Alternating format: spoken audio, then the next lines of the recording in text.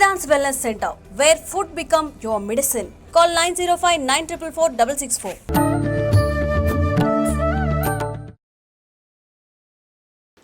నమస్కారం, welcome to I dream. ధర్మ మార్గం విత్ విజిత కార్యక్రమానికి స్వాగతం. ప్రస్తుతం మనతో పాటు ఉన్నారు ప్రముఖ జ్యోతిష్య వాస్తు పండితులు, లలితా ఉపాసకులు శ్రీ శ్రీ శ్రీ నానాజీ పట్నాయక్ గారు. ఇప్పుడు వారితో మాట్లాడి మరిన్ని విషయాలు తెలుసుకుందాం. నమస్తే అండి. శ్రీమాత్రే నమః. ఇప్పుడు నేను అడగబోయే టాపిక్ ప్రతి ఒక్కరికి కనెక్ట్ అవుతుందని అనుకుంటున్నాను. ఎందుకంటే నిత్య జీవితంలో ప్రతి ఒక్కరు ఇలాంటి ఫేస్ చేస్తూనే ఉంటారు. ఏంటి అంటే మామూలుగా ఏదైనా సిచ్యువేషన్ జరిగింది అని అంటే వాళ్ళకి సంబంధం ఉన్నా లేకపోయినా, వాళ్ళ తప్పు ఉన్నా లేకపోయినా కూడా ఖచ్చితంగా వాళ్ళ సిచ్యువేషన్లో బ్లేమ్ అవుతూనే ఉంటారు. అట్లా అంటే అన్ని సందర్భాల్లో అని చెప్పము, అన్ని సందర్భాల్లో అయ్యే వాళ్ళు ఉంటారు. అంటే జీవితాంతం ఇంతేనా, ఇంకా నేను ఏం చేయకపోయినా నేను ప్రతిసారి ఇట్లా బ్లేమ్ అవుతూనే ఉండాలా అని బాధపడుతుంటారు.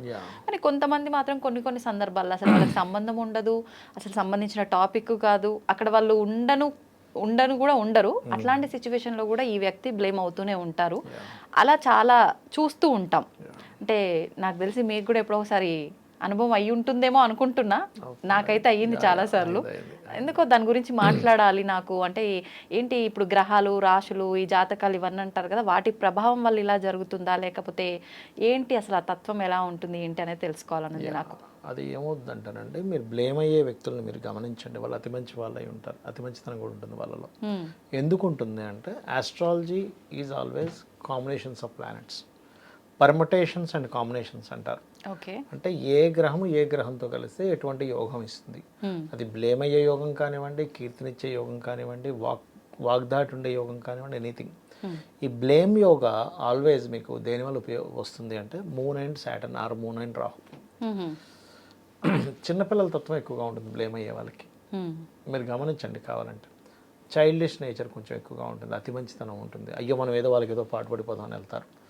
అక్కడ ఏమైపోతుందంటే, వీళ్ళ మంచితనాన్ని చూసుకొని అవతల వాళ్ళు వీళ్ళని బ్లేమ్ చేసినా వీళ్ళేమి చెయ్యలేరులే అనే ఒక చిన్న ఇది వాళ్ళకి తెలుసు. అందరినీ బ్లేమ్ చేయరు చూడండి. అమ్మో వాళ్ళని బ్లేమ్ చేస్తే వాళ్ళు మన మీద పడిపోతారు, వాళ్ళని బ్లేమ్ చేయరు.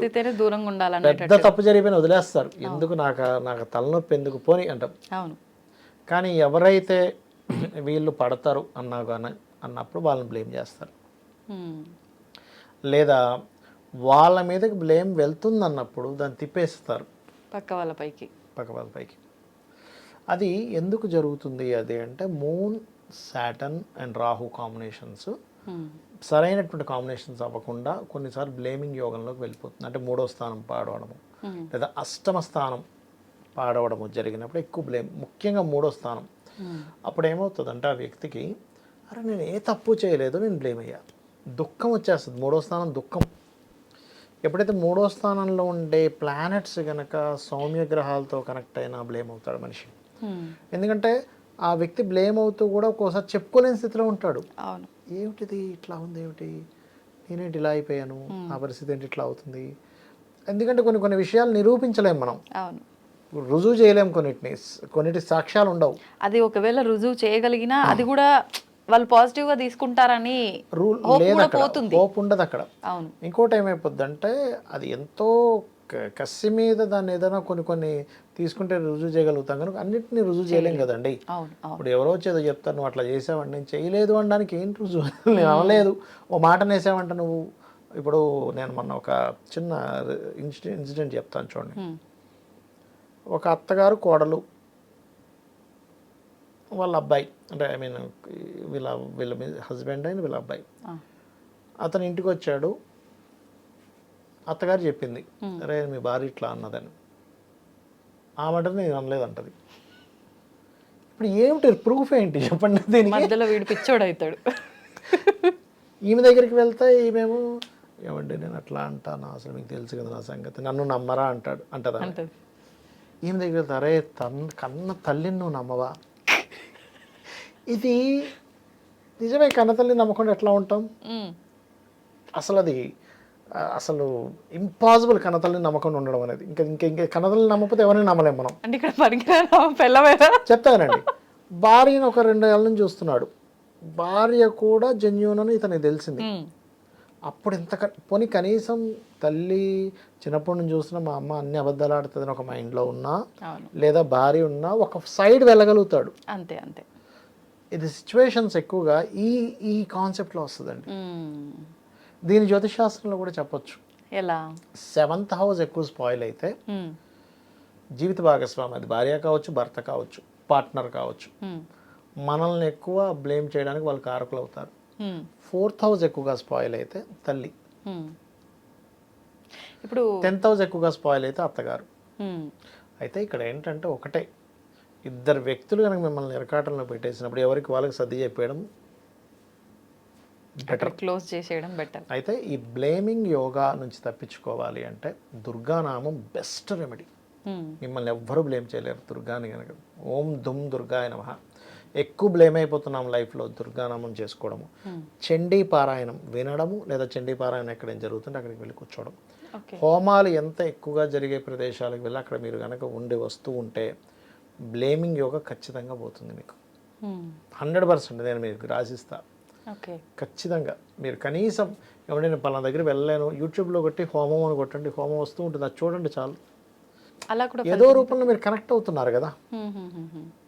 ఇప్పుడు ఎక్కడికో వెళ్ళలేరు, బాగా కాళ్ళు నొప్పులు ఉన్నాయి, లేకపోతే ఎక్కడో ఉందండి నేను వెళ్ళలేను, తీసుకెళ్ళే వాళ్ళు ఎవరు లేరు, ఓ టీవీ పెట్టుకోండి, ఎక్కడో ఏదో హోమం జరుగుతుంది, లేకపోతే యూట్యూబ్లో కొట్టండి హోమము అని కొట్టండి, చండీ హోమం అని కొట్టండి, ఎవరో ఎక్కడో దగ్గర చేస్తుంది కనిపిస్తున్న కొన్ని 100 వీడియోలు ఉంటాయి. కనీసం ఆ మంత్రం వింటే, లేదా ఓం దుమ్ దుర్గాయ నమః అనే నామస్మరణ చేస్తే బ్లేమింగ్ పోతుంది. దానివల్ల మీకు ఈ బ్లేమ్ జరిగినప్పుడు జరిగే పరిణామాలు ఏంటంటే ఒక రకమైన నిస్పృహకు గురైపోతాడు మనిషి. నిరాశ, నిస్పృహ, ఏమిటి నా జీవితం అంటే సొంత వాడే నన్ను నమ్మట్లేదా. ఇక్కడ ఇందాక నేను చెప్పిన సిచ్యువేషన్లో సొంత భర్త నన్ను నమ్మడా అయిపోద్ది. ఒకవేళ ఆమె కనుక తల్లి కనుక అబద్ధం ఆడితే, ఒక్కోసారి కోడలు అబద్ధం ఆడితే అరే కొంత కొడుకు నన్ను నమ్మడా. అవును, చాలా సందర్భాల్లో ఒక్కొక్కసారి ఏమవుద్ది, భార్యాభర్తల్ని మధ్య వ్యక్తి ఎంటర్ అయ్యి చెప్తాడు, అవును మీ ఆమె ఇట్లా అన్నదని. భర్త వచ్చి అడుగుతాడు, ఏంటి నువ్వు ఆమె ఎట్లా చెప్పింది అన్నావంట. అరే నేను అనలేదంటది. అంటే బయట వాళ్ళు చెప్తే నమ్మావు, నా మాట నమ్మకం లేదా. అది భార్య విషయంలో రావచ్చు, భర్త విషయంలో కావచ్చు. అవును, ఇది బ్లేమింగ్ యోగాస్ అంటారు వీటిని. ఇవి 3వ స్థానం పాడైనా, చంద్రుడు, శని, రాహుల్లో ఎవరు ఎక్కువ స్పాయిల్ అయినా, శుభగ్రహాలు ఎక్కువగా 3rd హౌస్కి సంబంధాలు వచ్చినా, శుభ కారకత్వాలు 3rd హౌస్ కరెక్ట్ వచ్చినా, ఓం దుమ్ దుర్గాయ నమః లేదా లలితాసహస్రనామాల్లో ఓం కనకాంగద కేయూర కమనీయ భుజాన్వితాయే నమః అద్భుతంగా పనిచేస్తుంది. ఓకే, అంటే రెగ్యులర్గా చేస్తూ ఉండాలా? రెగ్యులర్గా చేసుకుంటుండాలి, ఆటోమేటిక్గా సెట్ అవుతుంది. పీరియడ్స్లో ఉన్నప్పుడు కూడా ఈ మంత్రాలు చేసుకోవచ్చా? ఒకటేనమ్మా గుర్తుపెట్టుకోండి, పీరియడ్స్లో ఉన్నప్పుడు నామస్మరణ చేసుకోవచ్చు అని చెప్తుంది శాస్త్రం. ఎందుకంటే ఒక స్త్రీమూర్తి పీరియడ్స్లో ఉన్నంత మాత్రాన లోపల ఉండే భగవంతుడు ఎక్కడికి వెళ్ళిపోడుగా, మన లోపల పరమాత్మ ఉంటుందని చెప్తుంది. కాకపోతే పీరియడ్స్లో ఉన్నప్పుడు కాస్త అగ్ని జోలికి, టెంపుల్లోకి అండ్ ఇంట్లో ఉండే పూజ గదికి వెళ్ళొద్దని చెప్పింది. కానీ నార్మల్గా కూర్చొని చక్కగా ఓం నమో నారాయణాయ అనుకోవచ్చు, శ్రీమాత్రే నమః అనుకోవచ్చు, నమ శివాయ అనుకోవచ్చు, తప్పేమీ కాదు. మనసులో అనుకోవడంలో నామస్మరణ మీరు ఏ సమయంలో అయినా చేసుకోవచ్చు. ఓకే, సంతోషం అండి. చాలా మంది ఈ విషయంగా ఇబ్బంది పడుతూ ఉంటారు, అటువంటి వారికి నిజంగా ఒక మంచి పరిహారం. చూద్దాం ఇది ఎంతవరకు రిజల్ట్ ఉంటుందో, ఎవరైనా కామెంట్ చేస్తారేమో చూద్దాం. 100% ఉంటుంది, 99% కూడా కాదు. ఓకే, ధన్యవాదాలు. శ్రీమాత్రే నమః.